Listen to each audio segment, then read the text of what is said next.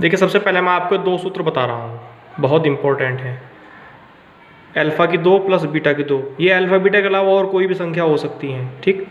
तो उसे हम पूर्ण वर्ग के रूप में बांध कर लिख सकते हैं। कैसे? अल्फ़ा की 2 प्लस बीटा की 2 को अल्फ़ा प्लस बीटा की घात 2 माइनस के 2 अल्फ़ा बीटा। ये इसलिए बता रहा हूँ क्योंकि ये देखिए ये मूलों का योग हो गया और ये मूलों की गुना। हमारे पास मूलों के वर्गों का योग या मूलों के घनों का योग नहीं है, या तो मूलों का योगफल है या फिर मूलों की गुना। तो इसलिए हमने इन वर्ग और घन को अपनी सुविधा अनुसार उन सूत्रों में व्यक्त कर लिया जिससे कि मूलों का योग और गुना को हम परिभाषित कर सकें। देखिए ये अल्फ़ा की 2 प्लस बीटा की 2 किस में बन गई? आपकी मूलों का योग मूलों की गुना। ऐसे घन मूलों की योग मूलों की गुना, ठीक है। इसी आधार पर आपका बेहद इंपॉर्टेंट प्रश्न सवाल नंबर 11 है, प्रश्नावली 4F का पेज नंबर 91 पर। क्या है? यदि अल्फ़ा और बीटा समीकरण द्विघात ax² plus bx plus c बराबर 0 के मूल हों, ये दोनों क्या हों? मूल। तो निम्न के मान ज्ञात करो। किसके? Alpha square plus beta square के, अल्फ़ा की 3 प्लस बीटा की 3 के, अल्फ़ा बटे बीटा प्लस बीटा बटे अल्फ़ा और अल्फ़ा स्क्वायर बटे बीटा प्लस बीटा स्क्वायर बटे अल्फ़ा। ये 4 सवाल है, मैं करके दिखाने में चारों ही आपको कर दिखाऊंगा। देखिए हल शुरू हो गया। हमें दी गई द्विघात समीकरण कौन सी है? ये ax² plus bx plus c बराबर 0 लिख ली गई। हमें मूल क्या दिए गए हैं इसके? अल्फ़ा और बीटा, ये रहे मूल। देखिए जब भी मूल अल्फ़ा बीटा होंगे तो आप पहले मूलों का योग जो कि माइनस के b बटा a होगा और मूलों की गुना प्लस के c बटा a होगा निकाल कर रखेंगे। और तब जो उसने हमसे सवाल मांगा है उसे हम कैसे हल करेंगे वो आप यहाँ ध्यान से सीखिए। देखिए किसका मान याद करना है आपको? पहले भाग में अल्फ़ा की 2 जमा बीटा की 2, ये रहा, ठीक है। और मैंने लिखा ना अल्फ़ा की 2 जमा बीटा की 2 के मान के लिए, चूंकि हम जानते हैं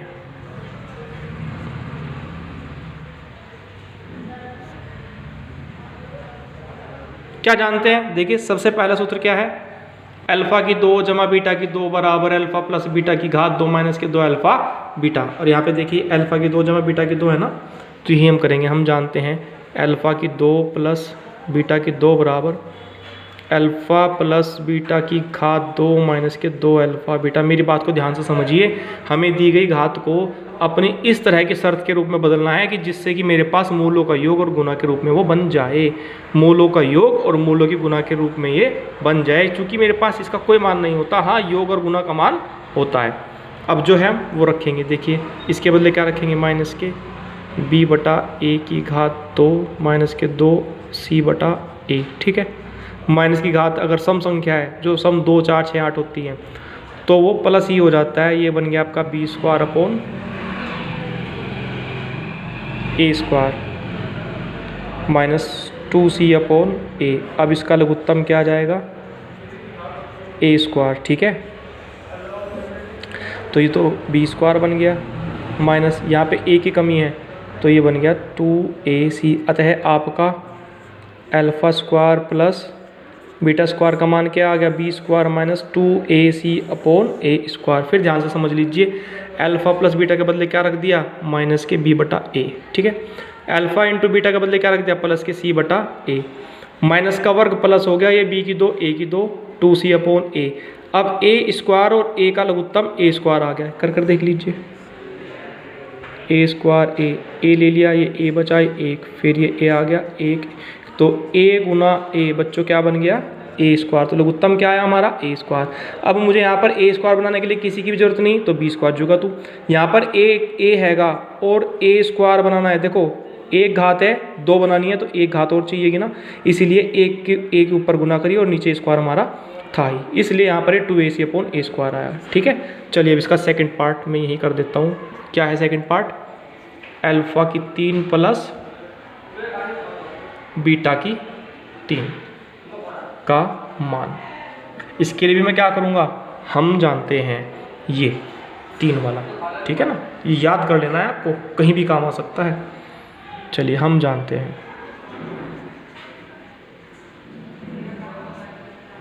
क्या जानते हैं हम?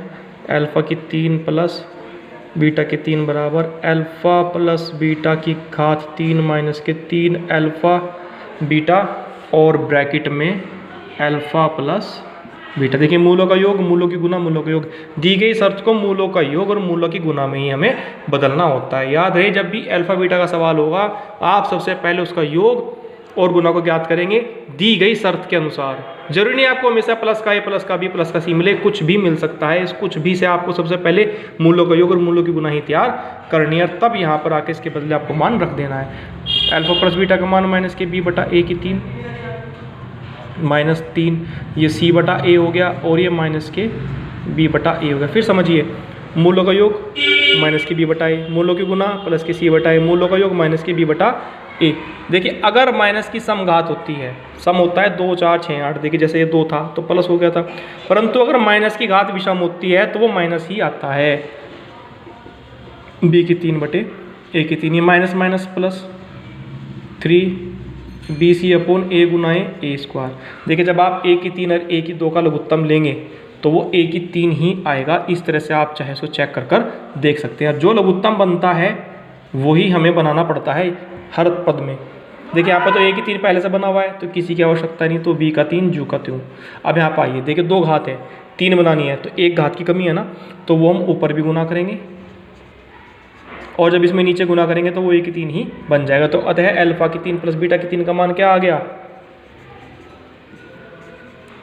अल्फा की 3 प्लस बीटा की 3 का मान क्या आ गया? माइनस के बी की 3 प्लस के 3 ए बी सी और पूरे के बटे ए की 3। तो ये इस तरह से आपका ये उत्तर हुआ। ठीक है, चलिए इसके तीसरे खंड को भी मैं करके दिखाता हूँ। ये रहा तीसरा खंड आपका। इसका क्या दिया गया है?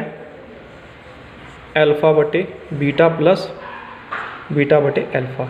देखिए बच्चों इसका लघुत्तम लेंगे तो अल्फा बीटा आएगा, इसमें अल्फा की गुना होगी तो ये अल्फा स्क्वायर हो जाएगा, इसमें बीटा की गुना होगी तो ये ऊपर बीटा स्क्वायर हो जाएगा। अभी अल्फा स्क्वायर बीटा स्क्वायर क्या बन गया? ये अल्फा प्लस बीटा की होल 2 माइनस 2 अल्फा बीटा। चलिए रखते हैं इसके बदले मान, तो ये अल्फा प्लस बीटा की 2, हमें मूलों का योग और मूलों की गुना में ही सवाल को बदलना होता है। एक बात ध्यान रखें बच्चों, यहाँ से कभी अल्फा बीटा नहीं कटेगा। अगर मैं 2 प्लस 3 बटे 3 कर दूं तो 3 से 3 कभी नहीं कटता। हाँ अगर गुना में हो तो कट सकता है, अन्यथा ऐसे कभी नहीं कट सकता। ठीक है, ये गलती हम नहीं करेंगे। चलिए बच्चों, तो अभी आगे बढ़ाते हैं। मूलों का योग माइनस के बी बटा ए की घात 2, 2c अपॉन ए और c अपॉन ए। ठीक, तो माइनस की घात समय प्लस का हो जाएगा, बी स्क्वायर अपॉन ए स्क्वायर माइनस के 2c अपॉन ए और ये c अपॉन ए। सवाल को अभी इधर कर लेता हूँ ऊपर इसमें। तो ये बच्चों पहले हम ऊपर का लघुत्तम लेंगे। ऊपर का लघुत्तम क्या आ जाएगा? ये ए स्क्वायर। ठीक है, ये क्या बचता है? B square. देखिए यहाँ पे ए है तो ये 2ac ऊपर का पूरा हो गया। ठीक है, अभी नीचे तो केवल c बटा ए है।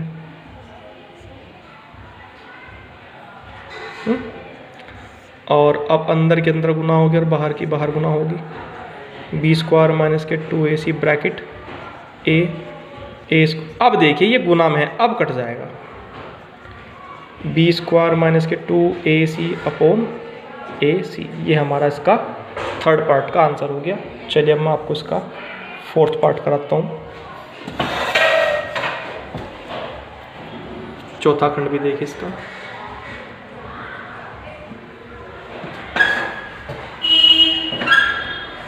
चौथा खंड कुछ किस तरह से है? ये alpha square upon beta plus beta square upon alpha. ये रहा देखो, alpha square upon beta plus beta square upon alpha. ये अल्फा है। ठीक है, चलिए लघुत्तम अल्फा बीटा, यहाँ पे अल्फा की कमी तो ऊपर अल्फा की 3 हो गया, यहाँ पे बीटा की कमी तो ऊपर बीटा की 3 हो गया। अब 3 वाला सूत्र खुलेगा, अल्फा प्लस बीटा की 3 माइनस के 3 alpha into beta bracket alpha plus beta और ये नीचे अल्फा इंटू बीटा। अब इनके मान रखे जाएंगे। ये माइनस का बी बटा ए की 3 माइनस के 3 अल्फा इंटू बीटा सी बटा ए और माइनस के बी बटा ए और ये केवल सी बटा ए। देखिए जो ये बराबर का निशान होता है इसके बीच में से बटा चलना चाहिए हमेशा। ये स्वच्छता का आप गणित में ध्यान रखेंगे। जब चेकर चेक करता है तो इन बातों का विशेष ध्यान रखता है और कॉपी पर बड़ा अच्छा प्रभाव पड़ता है अंक देने के लिए। माइनस की घात विषय में तो ये माइनस की b की 3 बटे a की 3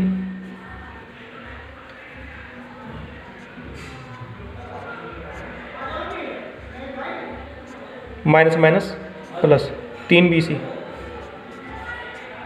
बटे a स्क्वायर c बटा a। ठीक है, अब यहाँ करता हूँ इसको मुँह पर।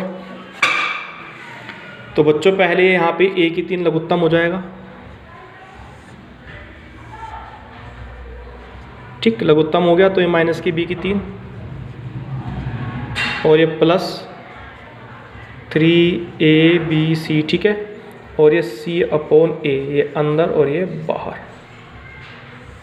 तो माइनस के b की 3 प्लस के 3abc, इसकी गुना हो गई a में, और ये a की 3 की गुना होगी c में, एक घात कट जाएगी तो क्या बचेगा, माइनस के b की 3 प्लस के 3abc, ये एक घात कट गई, इसकी 2 बची, a की 2 गुना